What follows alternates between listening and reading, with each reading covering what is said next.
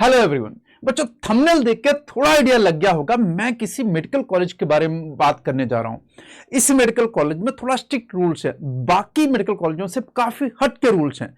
ये 2023 में medical college शुरू हुआ है। आओ मैं इसके बारे में बताता हूं कि इसके अंदर कौन कौन से रूल्स हैं। वैसे तो बहुत सारे रूल्स हैं, फोन से अलाउ नहीं है, रात में 10 बजे बाहर निकलना अलाउ नहीं है, हॉस्टल के अंदर किसी का आना अलाउ नहीं है, किसी भी तरह का नॉन वेजिटेरियन फूड खाना अलाउ नहीं है, किसी भी तरह का रिलेशनशिप रखना अलाउ नहीं है। ये सारी चीजें अलाउ नहीं है। और मैं तुमको दिखाता हूं ये कौन सा मेडिकल कॉलेज है और क्या अलाउ नहीं है। देखो, आप गूगल पे जाएंगे और सर्च करेंगे Shri Madhusudan Sai institute of medical sciences and research. ये कर्नाटका के अंदर है बच्चे। और ये वाली वेबसाइट जो है, जैसे मैं ओपन करता हूं, ठीक है, इसमें हम लोग एडमिशंस में चले जाएंगे और यहां पे इसका प्रोस्पेक्टस है, ये देख सकते हैं साहब। इसको अपन डाउनलोड कर लेते हैं, ठीक है नहीं। हाँ जी, जैसे आप डाउनलोड करेंगे तो शुरू में कुछ चीजें आपको नजर आएंगी साहब, ठीक है, ये देख सकते हैं।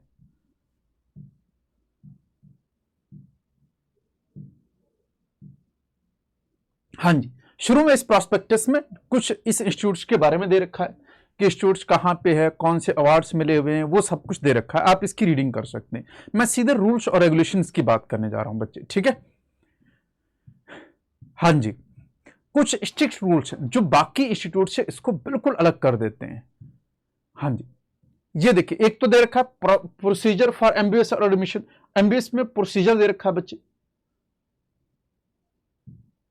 अब इसमें आपको प्रोसीजर के लिए मैंने अलग से वीडियो पहले ही बना रखी है। इस वीडियो के अंदर ध्यान रखिएगा, जो वेबसाइट है वो कौन सी, kee.kar.nic.in। इस वेबसाइट पे इसकी काउंसलिंग होगी इस कॉलेज की, ठीक है। ये इस कॉलेज की वेबसाइट, जहां पे काउंसलिंग होगी, ठीक है। इसके अलावा कुछ कंपलसरी रूल्स हैं, वो बहुत इंपॉर्टेंट है। उन्हीं को समझाने के लिए मैंने पूरी वीडियो बना रहा हूं और बताता हूं क्या रूल्स हैं। इंपॉर्टेंट रूल्स ये है कि देखिए, जब भी आप यहां पे एडमिशन लेंगे तो पहला रूल्स ये है कि आपको यहां के रूल्स और रेगुलेशंस फॉलो करने पड़ेंगे। यहां के रूल्स रेगुलेशन आपको फॉलो करने पड़ेंगे। आप इन रेगुलेशन को छोड़ नहीं सकते। जितने भी रूल्स रेगुलेशन है, क्या क्या कुछ बातें हैं वो याद रखिएगा।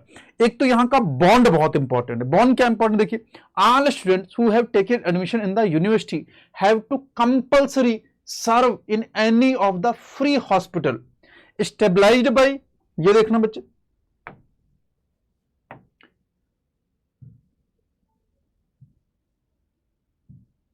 हाँ जी, स्टेबलाइज्ड बाय, ठीक है, free hospital stabilised by or registered with the university or allied trust institute or foundation of the sponsoring body in the rural area or medically under served areas as may be posted or transferred by the university at the complete discretion in total for such period equal to such number of years the course student has studied in the university। यानी कि अगर आप 5 साल MBBS की पढ़ाई करोगे तो 5 ही साल आपको इनके बताए हुए किसी भी फ्री हॉस्पिटल, किसी भी रूरल एरिया में आपको भेज सकते हैं सर्विस करने के लिए।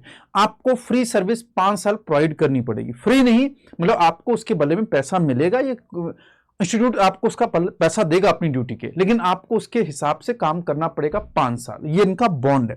For MBBS medical course it will be 5 year of compulsory service. आपको 5 साल सर्विस देनी ही पड़ेगी। आप फॉरेन या कहीं और नहीं जा सकते, आपको गांव में जाके सर्विस देनी पड़ेगी, ठीक। During their service the university will pay the salary as per the its norm. तो पहला ही रूल इसका ये हो गया साहब कि आपको सर्विस देनी पड़ेगी जितने साल आप यहां पे पढ़ाई करते हैं। अगर 5 साल एमबीबीएस करोगे तो 5 साल आपको फ्री नहीं, सैलरी पे करेंगे, वो सर्विस आपको देनी पड़ेगी। दूसरी बात समझना साहब, ठीक है साहब, after completion of UG course during the compulsory service period if any candidate secure PG seats in the same university. अगर आपको पीजी सीट्स मिल जाती है तो आप पीजी करेंगे। जितने साल पीजी करेंगे उतने साल फिर आपको और सर्विस करनी पड़ेगी। यानी कि आप पीजी आपका 3 साल का, तो आपको 3 साल और करना पड़ेगा। यही यहां पे लिखा हुआ है। इन any of the free hospital, कहीं पे भी आपको करना पड़ेगा, ठीक है नहीं। अगर आपका पीजी कहीं और हो जाता है तो आप वहां पीजी कराइए, कोई दिक्कत नहीं। अगर आपका इस यूनिवर्सिटी में नहीं, किसी और यूनिवर्सिटी, किसी और कॉलेज में पीजी हो जाता है तो वहां पीजी कराइए, फिर आके आप सर्विस करिए। सर्विस तो आपको देनी पड़ेगी, ये कंपलसरी, ठीक है नहीं। अगर आप सर्विस नहीं देते हैं तो क्या होगा आइए बताता हूं, ये इंपॉर्टेंट है, ठीक है नहीं। अगर आप इनकी बताई हुई बात को नहीं मानते तो क्या होगा मैं वो बताता हूं। देखिए साहब, करें further the candidate who secure PG seat shall complete the prescribed compulsory service within 10 year of completion of UG course। जब से आपने यूजी कोर्स किया है उसके कंप्लीट होने तक आपको उसको सर्विस कंप्लीट करनी पड़ेगी आपको, ठीक है साहब। A student failing to compile with the required compulsory service in the hospital registered with the university or allied trust, आपको उससे जो यूनिवर्सिटी है उससे जुड़े ही किसी हॉस्पिटल या किसी ट्रस्ट के साथ जुड़े हुए हॉस्पिटल में आपको सर्विस देनी पड़ेगी, ठीक है साहब। Shall be liable to penalty of double the fees in case of UG medical course as determined by the university for NRI UG medical seat. NRI UG medical seat की जो fees है वो 40 लाख एक साल की है। कितनी? 40 लाख एक साल की। लगभग अगर सारी जोड़ोगे 4.5 साल की फीस तो ये बन जाती लगभग 1.8 करोड़ रुपया, ठीक है नहीं। और अगर इसका डबल आपको देना पड़ेगा, लगभग 1.36 करोड़ रुपया आपको देना पड़ेगा अगर आप सर्विस के बॉन्ड को कंप्लीट नहीं करते, ठीक। And in case of candidate who secure PG course seat, ठीक है नहीं, इनके यूनिवर्सिटी में ही shall be 4 times the fees fixed by the NRI PG candidate of the year. आपको 4 गुना फीस देनी पड़ सकती है अगर आपने पीजी कर लिया, यहां से यूजी किया, पीजी किया और सर्विस बॉन्ड को कंप्लीट नहीं किया। तो ध्यान रखिएगा, ये कुछ रूल्स हैं, एडमिशन लेने से पहले आराम से सोचिएगा कि अगर आप उस चीज के लिए प्रिपेयर्ड हैं तभी एडमिशन लीजिएगा, ठीक है साहब। और देखो, in case the student discontinue or is terminated from the course for non-compliance of rules and regulation of the university, the student should be liable to pay the fees of entire course fixed for an NRI candidate of respective course including the hostel fees। अगर आपको ये university खुद निकाल देती है rules ना मानने की वजह से भी, तब भी आपको एनआरआई कैंडिडेट की इक्वल फीस पे करनी पड़ेगी, जो कि कितनी है? नियर अबाउट 1.8 करोड़, ठीक है साहब। पेनल्टी फीस अगर आप नहीं दे पाते हो, ध्यान से सुनिएगा, तो आपको 12% इंटरेस्ट लगेगा साहब, ठीक है ना। जहां से आपने पेमेंट नहीं किया तो आपको 12% इंटरेस्ट भी आपको चार्ज किया जाएगा अगर आप पेनल्टी फीस नहीं दे पाते हो। और ये पेनल्टी नहीं भर पाए उसके बाद 12% इंटरेस्ट भी देना पड़ सकता है। ध्यान रखिएगा साहब, ये सारे रूल्स और रेगुलेशंस हैं, ठीक है। सीट मैट्रिक्स जो इसकी है वो साहब पहले भी बता चुका हूं, मैंने जब वीडियो बनाई थी, फिर से दोबारा से बता रहा हूं, देख लेना साहब। 20 सीट्स हैं यहाँ पे गवर्नमेंट सीट्स, प्राइवेट सीट्स 20 हैं साहब, ठीक है नहीं। एनआरआई सीट्स 7 हैं और मैनेजमेंट सीट्स जो हैं वो 3 सीट्स हैं। जो इसके अंदर ये प्राइवेट सीट्स हैं, इसमें से 10 ओपन कैटेगरी के लिए और 10 इनकी अपनी स्टेट के लिए साहब, 10 इनकी अपनी स्टेट के लिए।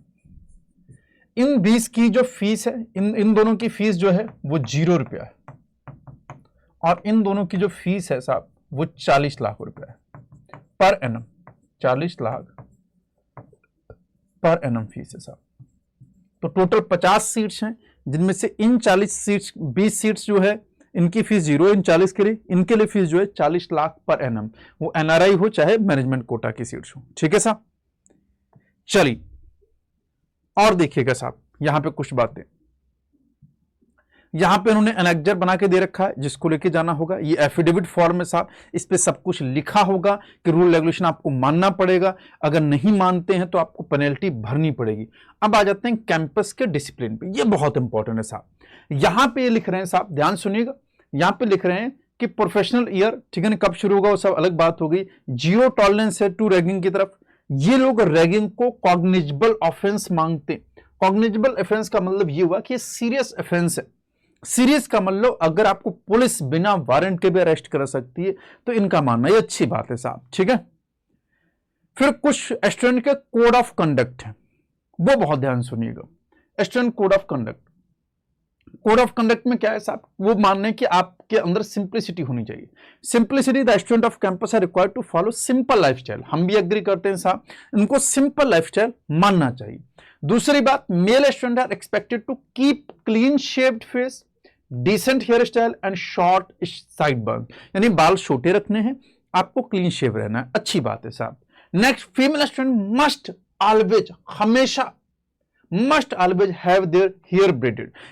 फीमेल्स को बाल हमेशा बांध के रखने हैं। सलवार कमीज और sari are the only type of dressing permitted for the, यानी आप या तो सिर्फ सलवार कमीज पहन सकती या सिर्फ साड़ी पहन सकती, इसके अलावा और कोई भी ड्रेस वहां अलाउ नहीं है, चाहे कैंपस हो चाहे हॉस्टल हो। ठीक है साहब। नेक्स्ट देखिए साहब, next student should exhibit this highest quality of simplicity through their communication, problem solving, time management, वो सही बात है, बहुत अच्छे। नेक्स्ट देखो, अब और देखिए साहब, एक दो बातें और, बिहेवियर। अब ये कुछ और बिहेवियर आपसे एक्सपेक्ट करें कि all are expected to speak in a soft and obligating manner, soft and obligating manner.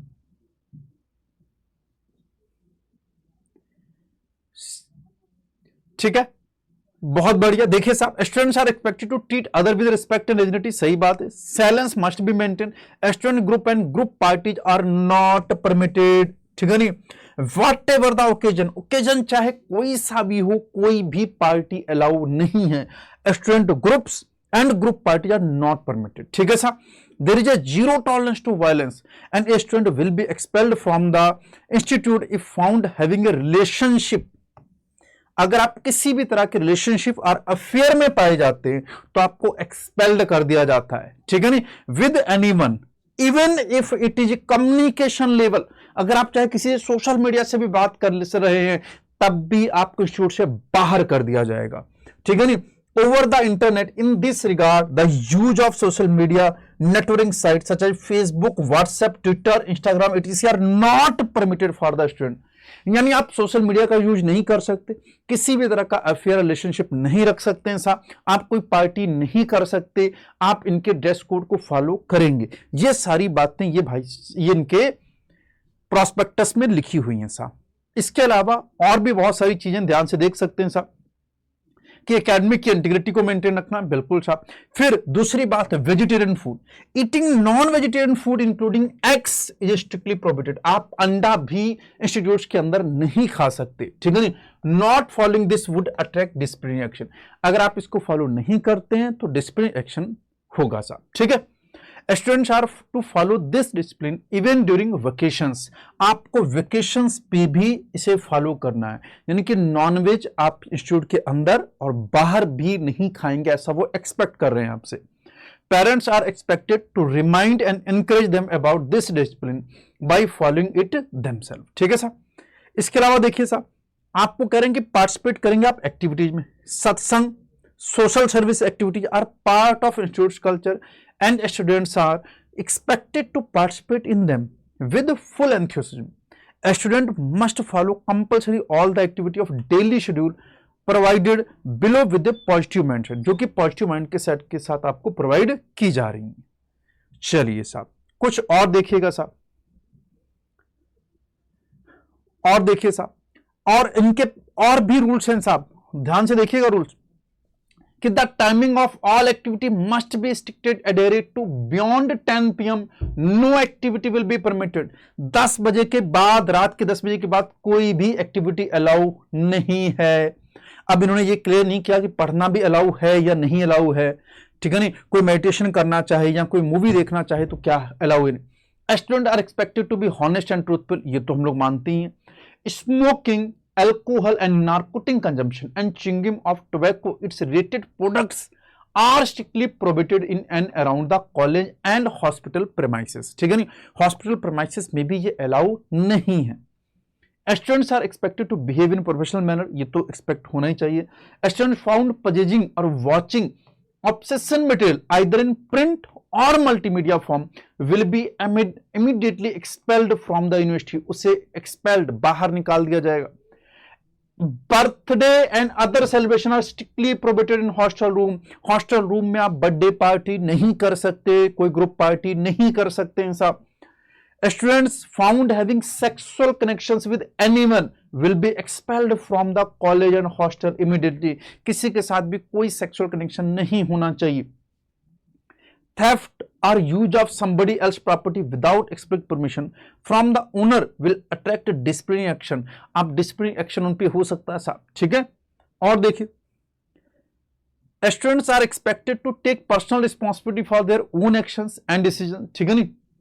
आप ऑफिस और अदर इंपॉर्टेंट एरिया को एक्सेस नहीं कर सकते, वहां पे आप नहीं जा सकते, ये भी बात इनकी। क्लीननेस, ये भी इंपॉर्टेंट देखिए, student must keep their dwelling rooms and surrounding clean by themselves. ध्यान से सुनना बच्चे, ये आपको खुद से साफ सफाई का ध्यान रखना है। स्टूडेंट्स और dwelling room surrounding clean by themselves. Cleanness arises from maintaining personal hygiene, washing clothes regular keep, ये तो पता होना चाहिए साहब। अब ये कह रहे हैं कि जो कपड़े उनको साफ सुथरे तरीके से रखो, स्टोरेज स्पेस के अंदर रखो। Sweeping and mopping, take turns with other resident to sweep and mop your room, यानी कि साफ सफाई आपको खुद करनी है, यानी कि आपको पोछा अपने रूम में खुद लगाना है, ये तो यही कह रहे हैं। Regularly clean the floor to remove dirt, dust and spills, ठीक है नहीं। शेयर बाथरूम होंगे, उन्हें भी साफ रखें, रिस्पेक्टफुल बिहेवियर करें, ठीक है नहीं। रिमेंबर क्लीननेस, ठीक है नहीं, ये सारी बातें होती। चलिए, इसके अलावा और भी बहुत सारे रूल्स हैं साहब, ठीक है नहीं।